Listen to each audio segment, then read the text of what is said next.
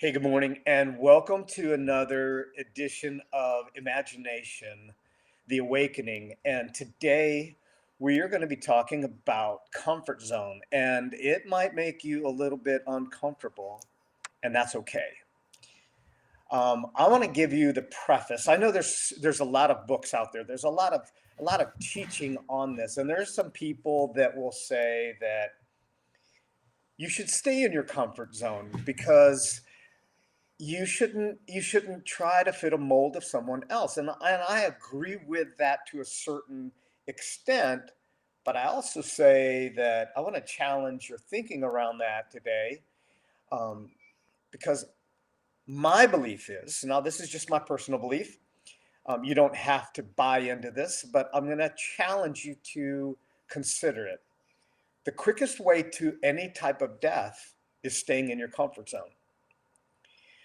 and i Just and I so the rest of you know, when Stanley told me that for the first time, I was like, wow, that's like pretty aggressive. Yes, it is aggressive. It is aggressive in the respect that I say that comfort zone is a low risk, low reward area. It is a complacent. It is the path to mediocrity. It is accepting whatever is whatever is. What was that? The so whatever it will be. Remember, that may be dating me a little Que bit. sera, sera. Okay, sarah, whatever will be, will be. And if you stay in that comfort zone, then how do you express the potential and the capacity that you have within inside of you? So, um, you know, sitting on the couch, the proverbial couch, whether it be spiritually, emotionally, or mentally, relationship, financially, active wise, thinking, even learning. If you stay in that comfort zone where there's no growth, it's an early death. So, It's so we had this situation come up at our house yesterday. For those of you who don't know me, oh hi, I'm Tracy Borison, friend of the Imagination Show. So I'm back again. I have a 5-year-old son, and he's actually pretty proficient at reading, which doesn't really surprise me because I was always a really great reader, and that is the part of my genes. Um, so his teacher, he's in a kindergarten grade 1 class, and he's in kindergarten. And they have these different levels of the books, and they're based on the alphabet. So like they start at A and they work all the way up to Z or Z if you're American. um, he is on level F right now. And he is the only one in his class who is in level F. And so he brought this book home and he was like, "It's too hard, Mom. I can't read it." And I was like, "Well, have you tried to read it?" And he was like, "No, but everybody else in my class is only in C." Okay, but you read D, right? And he was like, "Yeah." And you read E, yeah. So, I mean, maybe we could try F. And it took a little coaxing, but then he finally did read it and I was like, oh, that wasn't that hard. But there were some words he didn't know, and some, like, I don't know, some of these words they put in kids' books, like whirligig. And I'm like, is this something a 5-year-old needs to be able to read? But he was like, you could tell he had this like sense of accomplishment. But 20 minutes ago, he didn't believe at all that he could do it.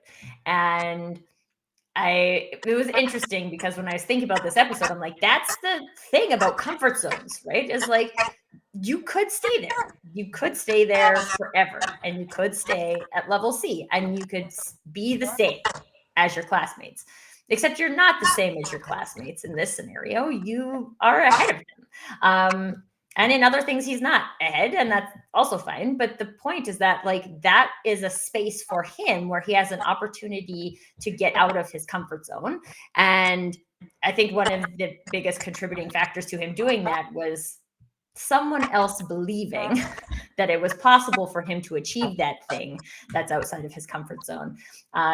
Because I think a lot of us, like, I'd love to hear your perspective on this, Stanley, but like, how much of that is because we actually don't believe, or maybe we're not using our imagination Yeah. about what's available for us outside of the comfort zone. Yeah. And I think that when we do step out of our comfort zone, that is where we're challenged, because if we experience something that nobody else has because we took the initiative to step out. Listen,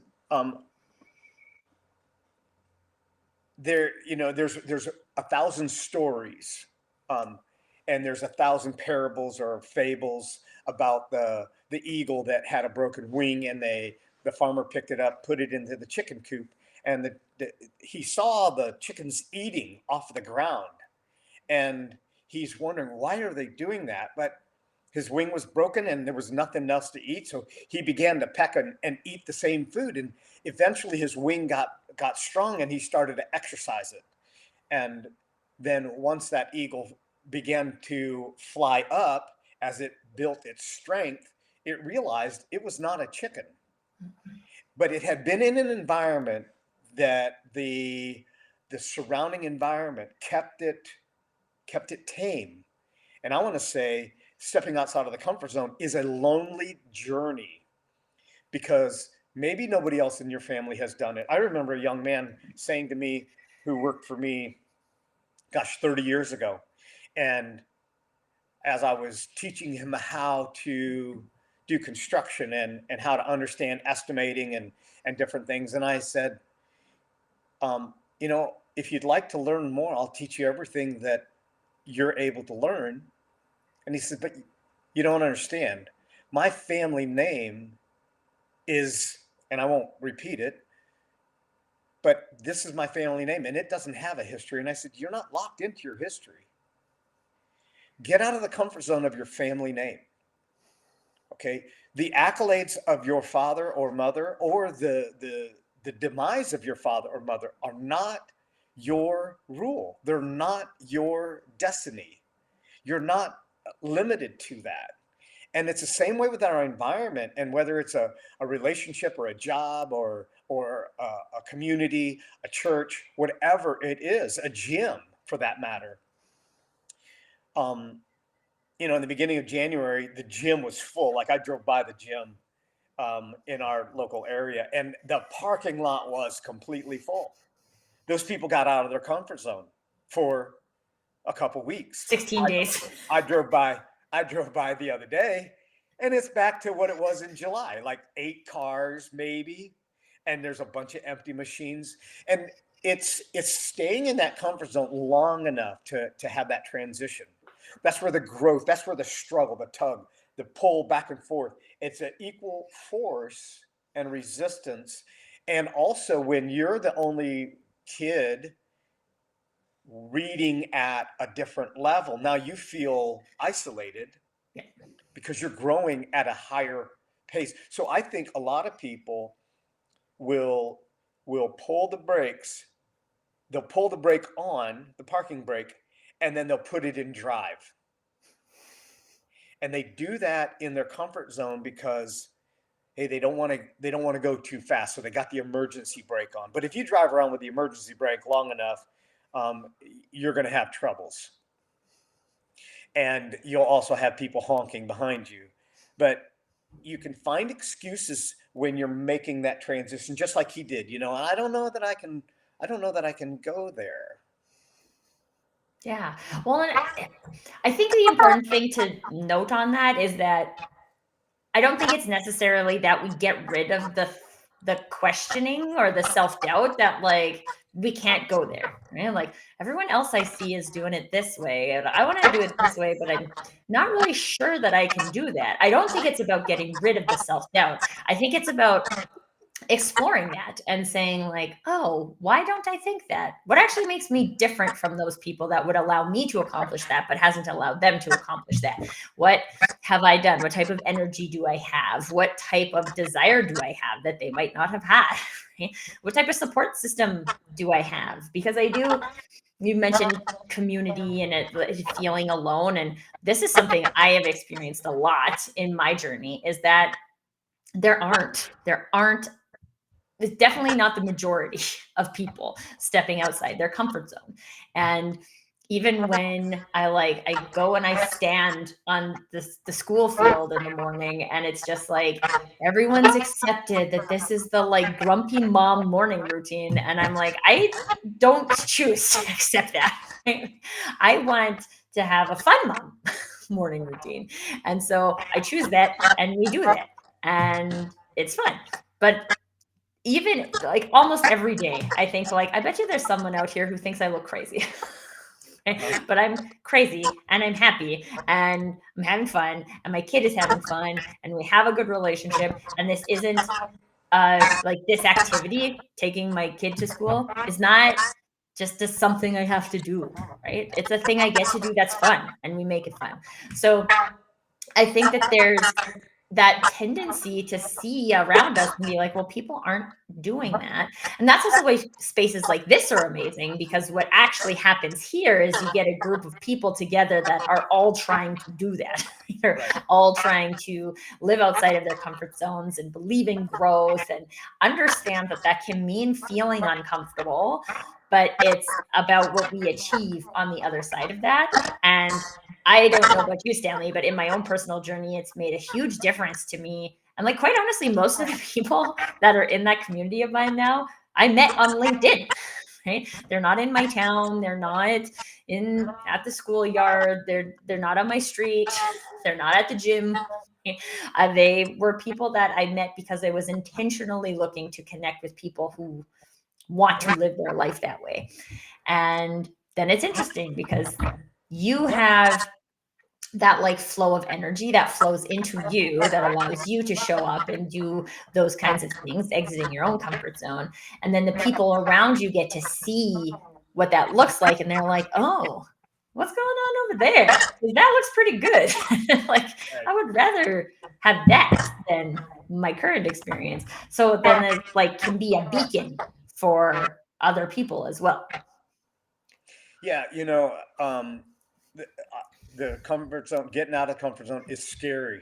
I mean, and it's nerve wracking. So every morning, I make it a point to get out of my comfort zone. I'm taking a shower. I'll share this over and over and over. No visuals, but I'm taking a shower, and I have a timer. And when that timer hits 4 minutes and 38 seconds, I know I have 8 seconds to shift that water from nice, cozy, warm all the way to cold. And I don't have a cold plunge, but I make myself uncomfortable. And I don't want to do it. Every morning, I'm like, can I come up with a reason why I don't need this? Okay, they say that you really only need 11 minutes of cold shock a week.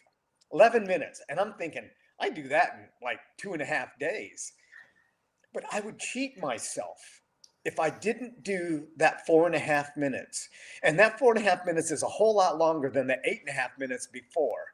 I don't know why. It just time slows down.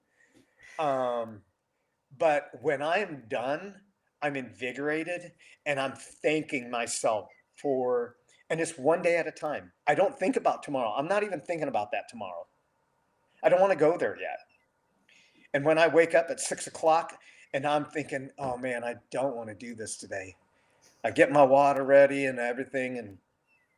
But it's in that place. And the more that I do that, what it does is it sets my day up to say, okay, if I did this that was uncomfortable, what small thing can I do? Because of all the achievement that I've had in my life, um, the things that I did at 20, I think I didn't even have half the sense that I have now, and I just up and did them.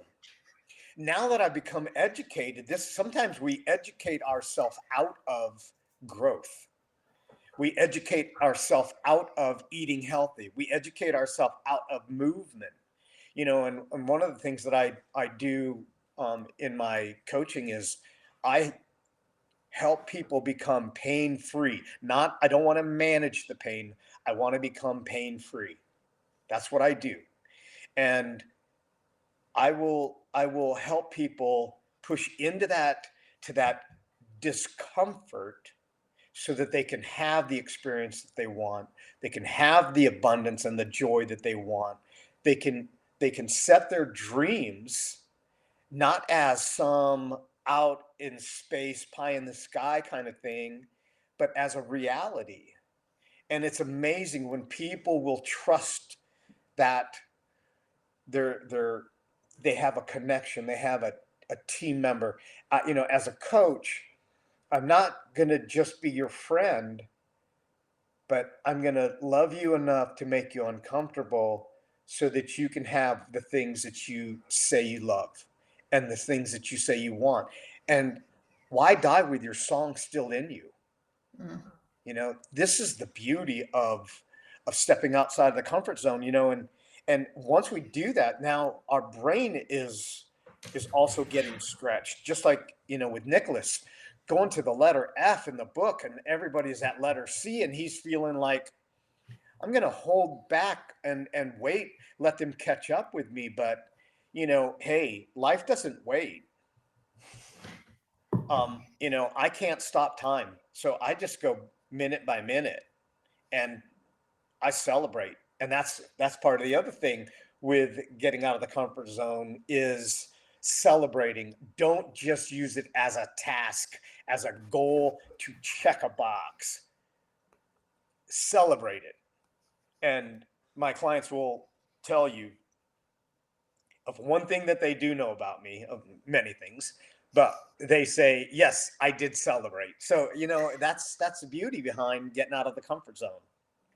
Well, and I think so. There's an interesting thing that came up for me here, Stanley, when you were talking about keeping your song inside. Because when we started this conversation, I think there are. I mean, so I do a lot of branding, right? There's a lot of times where I tell people not to do a thing because it's not aligned with who they are. Now, what part of this, like getting outside of the comfort zone, is like, is there, I mean, I'm trying to figure out a question on this because I see it in like two parts, right? I see it as like some of the things that we do that keep us in our comfort zone do keep that song inside. And there are also things that we do that are outside of the comfort zone that are quote unquote growth related things that continue to keep our song inside and don't actually allow us, if that was the deliverable, was to like get your song out, then there are some things that we do that also don't contribute to that, even though technically they're outside of the comfort zone. So I just wanted to like see if you had any thoughts in that arena about like specific directionality towards our voice, instead of just like, because we could I mean, here's an example. I could go and get a degree in software development. I could do that. That would be totally outside of my comfort zone. I don't know how to write code. I don't know anything about that arena.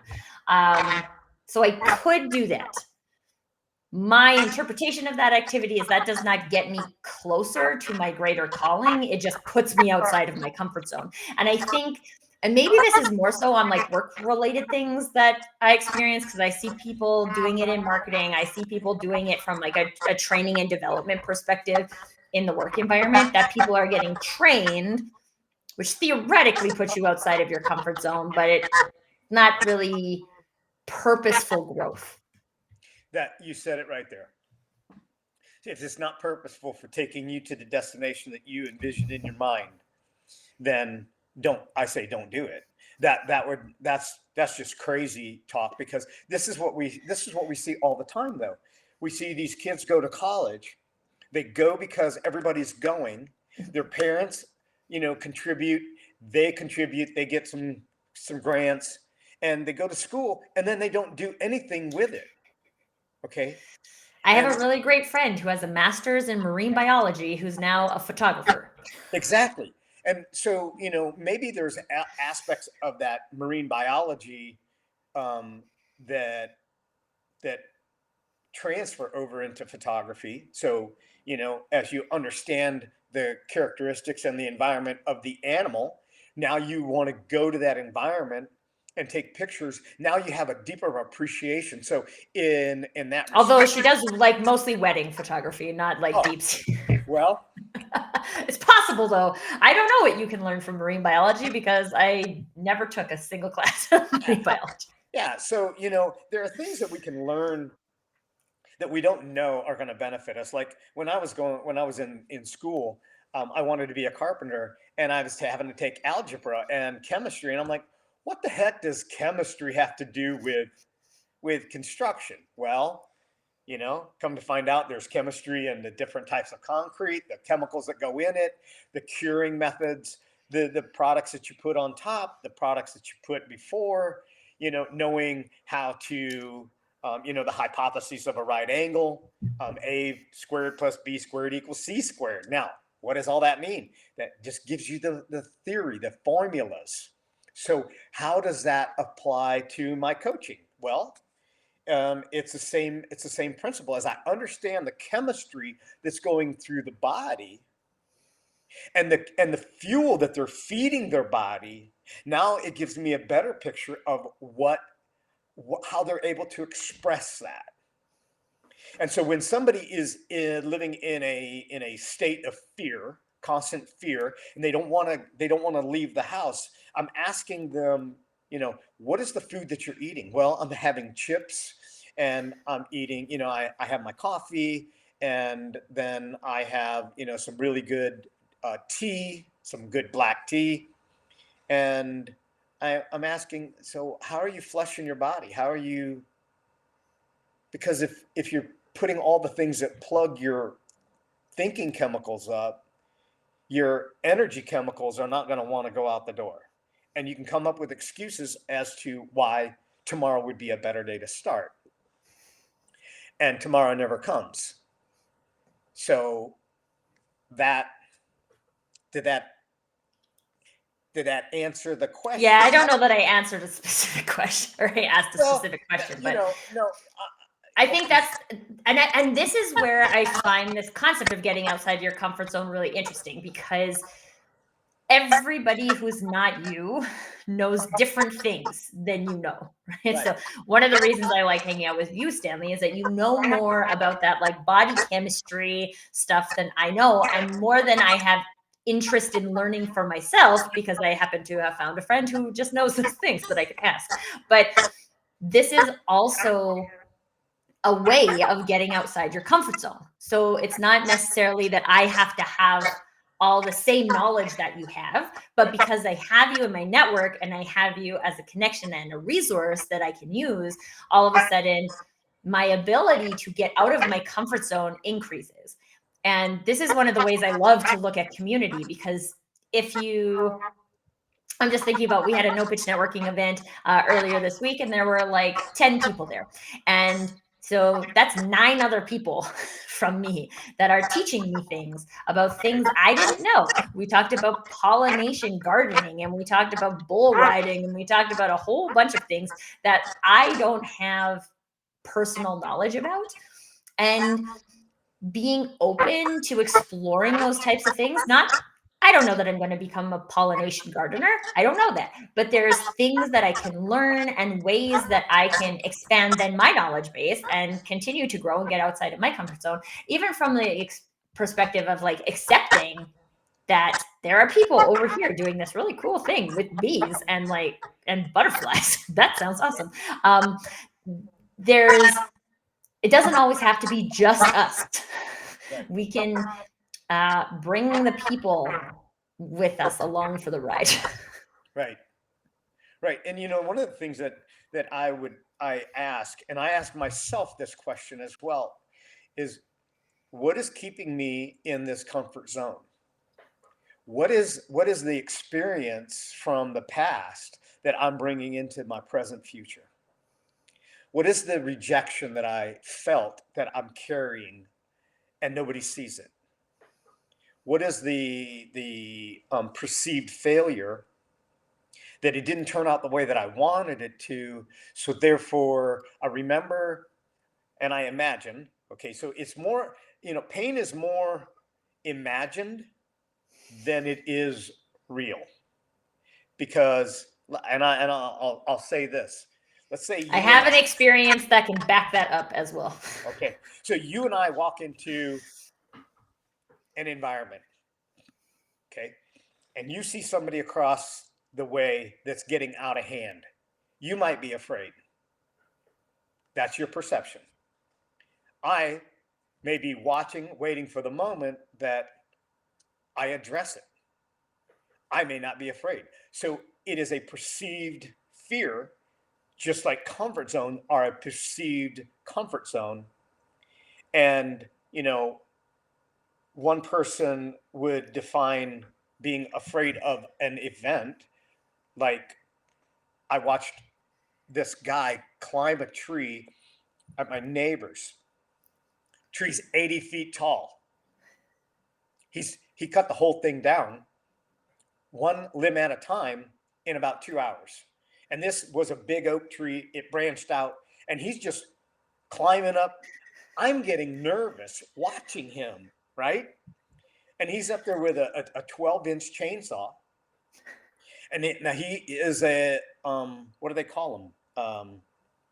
An arbor, a professional Arborist. an arborist, yeah. And I was so amazed that they only took the large chainsaw up on a rare occasion, but he cut this tree down, and the base of it was probably, I don't know, 3 feet in diameter. Now he didn't cut the base with the 12-inch chainsaw, but everything up above. I mean, he climbed all the way up, and I'm thinking, my gosh, I'm getting nervous. My heart is increasing. Okay, so this is my perceived fear of something that I wouldn't do. That's why you can hire people to do those things and appreciate it. When we're in that learning zone, when we step from comfort into the fear of the unknown, experiencing things that we've never done, kind of like, you know, when our children are first starting to walk and they're falling all the time. I mean, how ridiculous would it be to just say, you know what, you're not going to get this, okay? Just just quit trying, all right? You keep falling, and just just stay put. No, that would be dumb. When my kid fell off his bike, I'm like, okay, so get back up, you know, get back up, Yeah. get back in the game, get back in the ring. There's the interesting comment in the chat from Darren saying, I wonder how often the feeling we feel is interpreted as fear versus excitement. This is a very interesting thing because I will tell you that my experience of fear and excitement physically is very similar. Um, the example I always think of is when I'm public speaking. So I've been a Toastmaster for years, right? It's a public speaking organization. This is its job is to help people get rid of their fear of public speaking. I don't know that that's always 100% available. Because every time right before I'm supposed to go up to speak, I feel terrified. And like that's my interpretation of fear. But equally, it could be excitement because a lot of times I'm excited to speak about what I am here to speak about and the opportunities or engagements that I am there to create with people. And so I think that's a really great point, Darren, is that these things can be easily confused, especially if you haven't done a lot of work to understand what a really great friend of mine, Kira Day, calls your emotional alphabet. It's like, how is your body actually experiencing different emotions? Because everybody is a little bit different. Right, right. And the Darren, I appreciate that comment so much because it is the interpretation of that. And the interpretation is different from everybody. So I remember the first time that I did public speaking. I was never trained to public speak, right? And I just showed up and I got on stage and I had I don't know, 75 people in the audience, and it took me 8 hours to type my message. because I'm not a typer. Okay. So fear number one, I'm not a typer. I was doing this. And then when I got up to speak, I'm reading from my sheet Hmm. because I don't want to miss anything. And I got about 12 minutes into, and I'm watching people, and I'm sweating. All right, I'm nervous. I'm sweating. I'm thinking I have an only opportunity. I put the pages together, and I said, "Here's the deal. For some of you, I have one opportunity to make an impact on your life, about the life that my life changed because of the impact that was made." And it means so much more to me to deliver from my heart than to deliver from a sheet.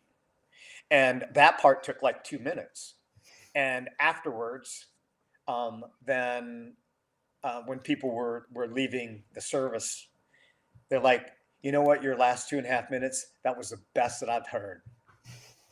And what that did was it opened me up to the possibility that my interpretation, my expectation of what should be, was keeping me from expressing who I am and what I do. And so it became to where I was more of a synergy kind of, just synchronized, spontaneous. I had my notes, but I used them as like key points. Mhm. And it's the ability to step into that zone of being afraid and doing it anyway. Yeah, Darren says you will always succeed easier when you lead from your heart over your head. That's exactly right. You get in your head, you're dead. If you stay in your heart, you bring life. So thank you for that, Darren. I appreciate that.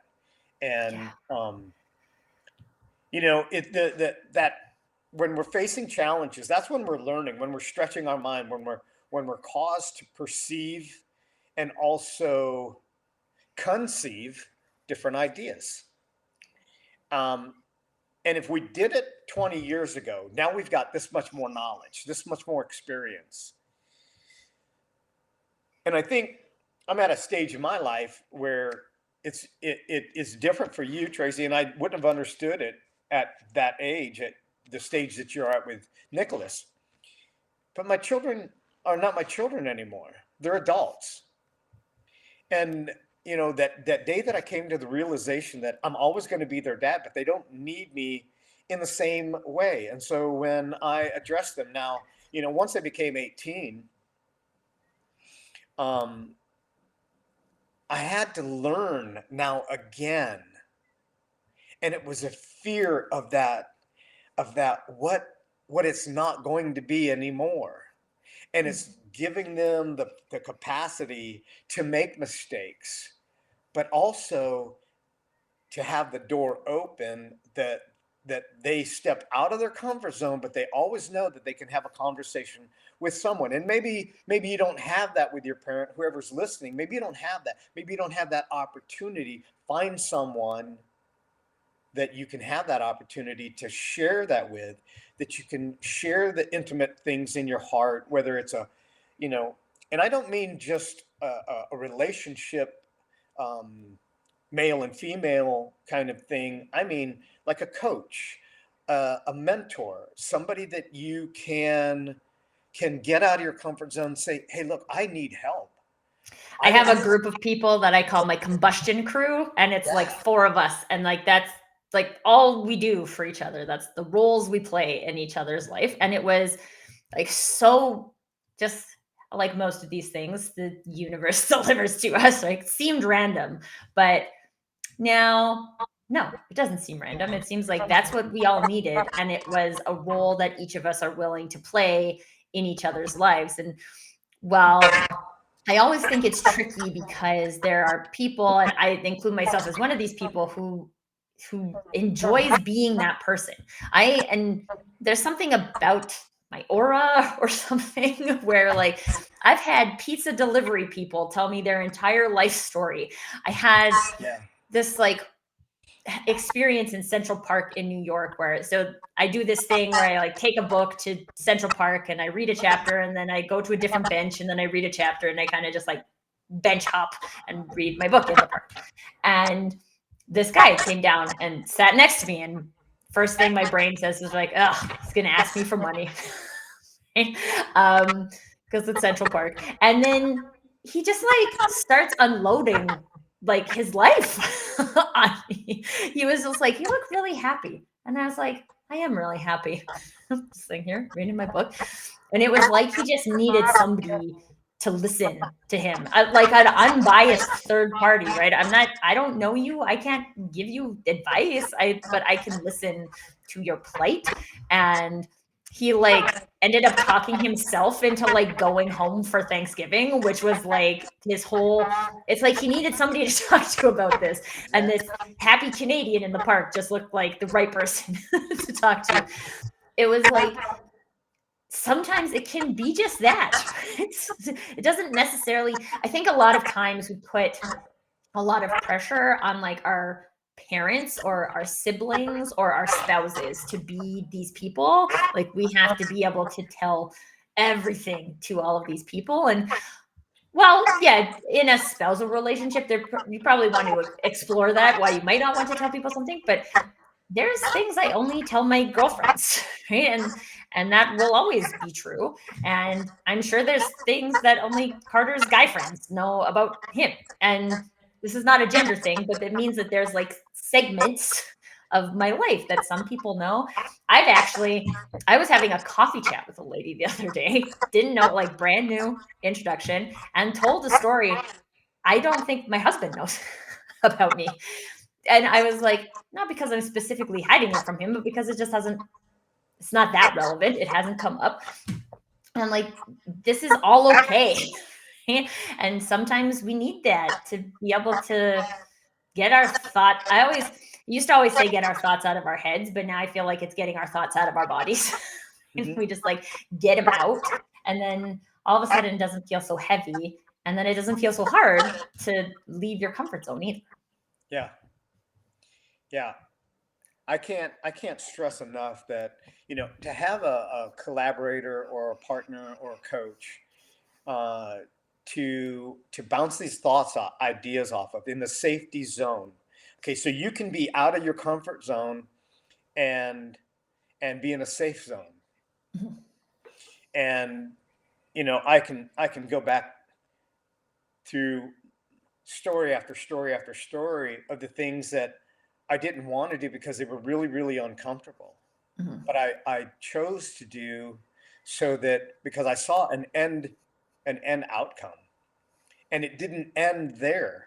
Because once I did it, I was like, man, if I did that, I could do so much more.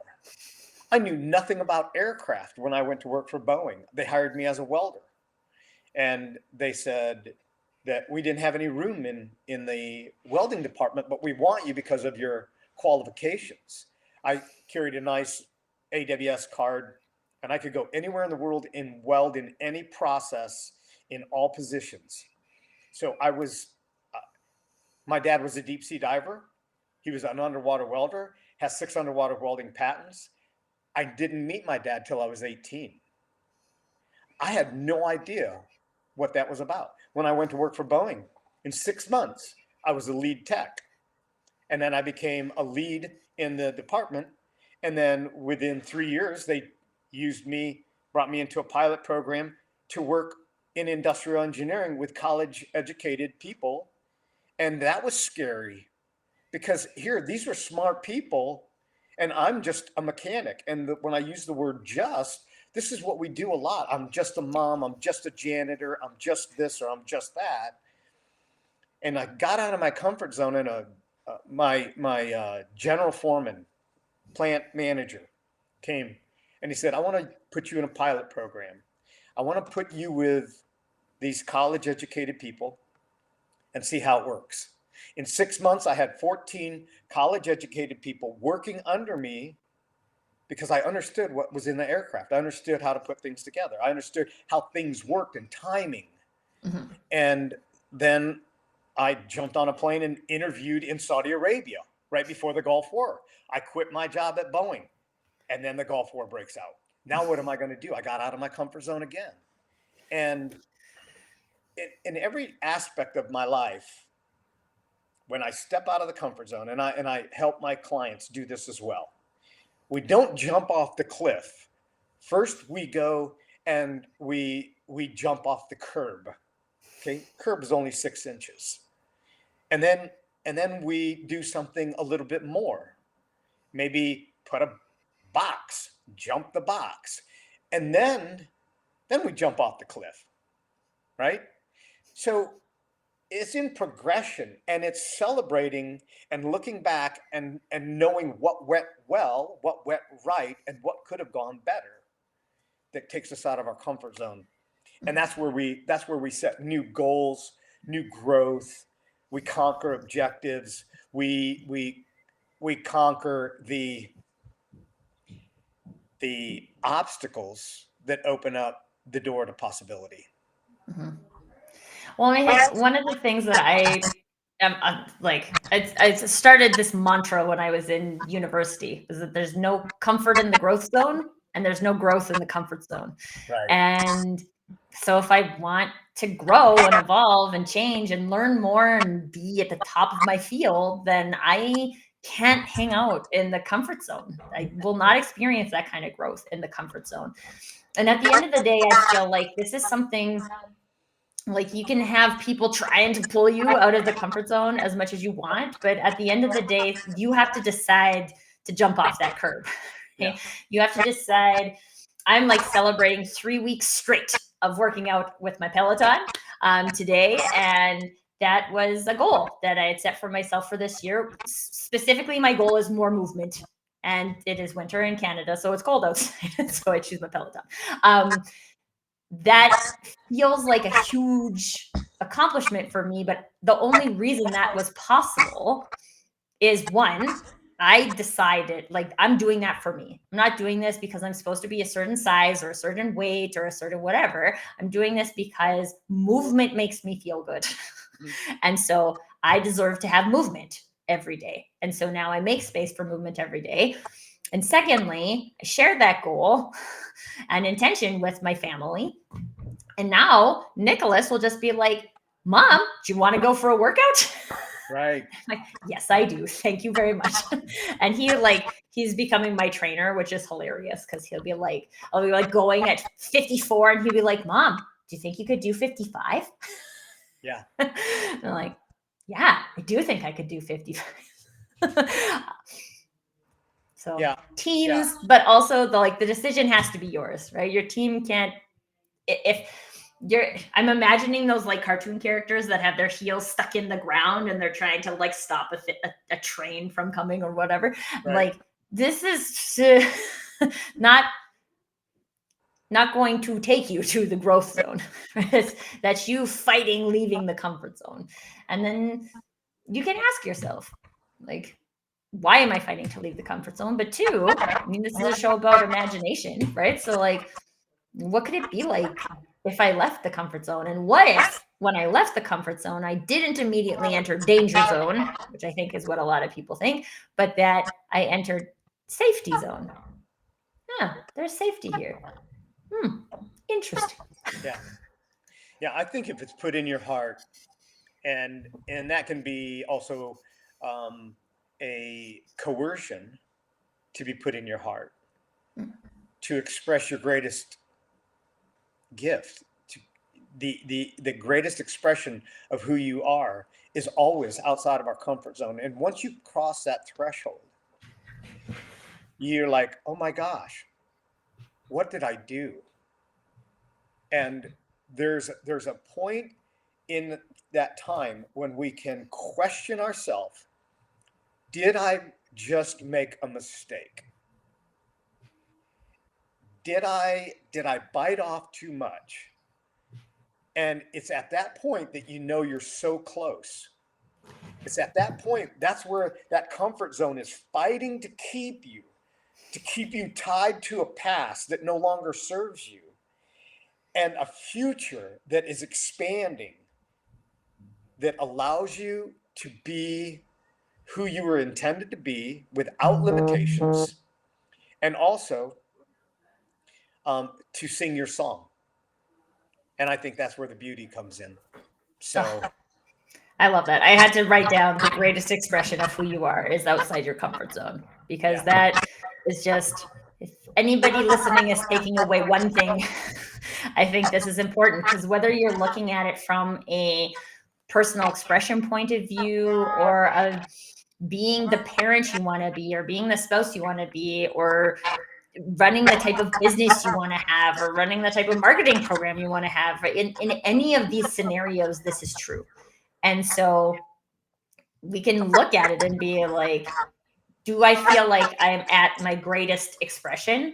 And I happen to believe that greatest expression is a lifelong journey, and we like work our whole lives to get there.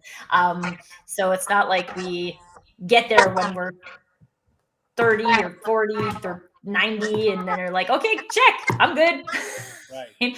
We all learn new things and grow and change and experience different things, and that allows us I don't want to even call it a destination, because we're not trying to get somewhere. It's just like the ongoing adventure Yeah, of it. But when we have that ongoing adventure and we realize that it's outside of our comfort zone, then it gives us that little bit of curiosity. Well, what's out there then that I might want to try? right, right. Yeah. When I was 18, I used to look at 40-year-olds and I thought, man, when I get to be 40, those guys, those people, they know it all. They've got the act together. And then I was 40 and I'm like, what happened? Maybe I was going to say, I'm turning 40 this year, and I'm like, nope. They moved the marker.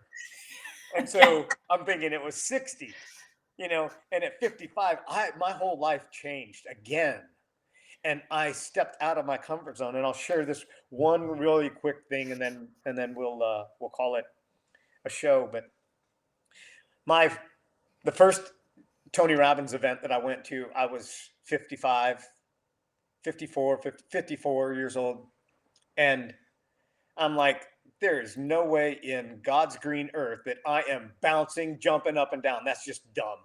No, that ain't happening. An hour and a half And in, did you? I'm bouncing, I'm jumping. I'm like, what did I ever think of not doing this before? And it keeps you alive. And I'm not saying that you have to go to a Tony event just to stay alive, but jumping up and down, I get on the floor and I crawl around with my granddaughters, and I'm doing crazy stuff. I'm doing rolls, I'm doing flips and stuff. Stay young, get out of your comfort zone, express your greatest being, and live life to the fullest. I just want to share this quick thing, because this happened to me in the grocery store the other day. So when I'm in the grocery store and a song comes on that I like to sing, I sing it. I sing it pretty quietly. It's not like I'm Broadwaying it throughout the store, but like I will sing it because I love to sing and it's fun for me. And grocery shopping is just a task, so then it makes it fun.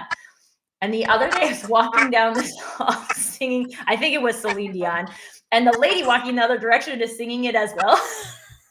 And I was like, oh my God, other people are doing it. But it was just like, it was such a glorious moment, not because I was like, oh, I'm not the only one doing this, but because I know that it's like a joyful expression for me. And like the fact that someone else in the grocery store, which is usually a pretty mundane activity for most people, is doing this too, is like, oh, high five. Right. No kidding. Like to some degree, I wanted us to just like start swirling our carts and like put it to like a Broadway number. That's what happens in my dreams. But this was step one to that. Yeah. People Fantastic. showing their joy. Just let it out, people. Everyone always, again, like my school ground experience, people might think you're crazy, but they also silently wish that they were doing it. Exactly. That's it. That's absolutely it. Perfect way to call this. Yes. Yeah. All right. Well, thank you for joining. And for those of you that didn't get to join and get to catch this, if there's a comment, if there's something that comes up, please post it in the chat and we'll explore that. Yeah, and friends, because I see some of my friends in the chat today. So if you're not already connected with Stanley, connect with Stanley because one, the Imagination Show is awesome because it's the place where we get to practice our imagination.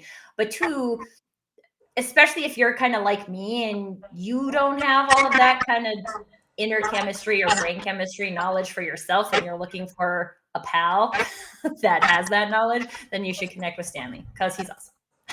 Fantastic. Absolutely. I look forward to it. Thanks, everyone. Have a great day.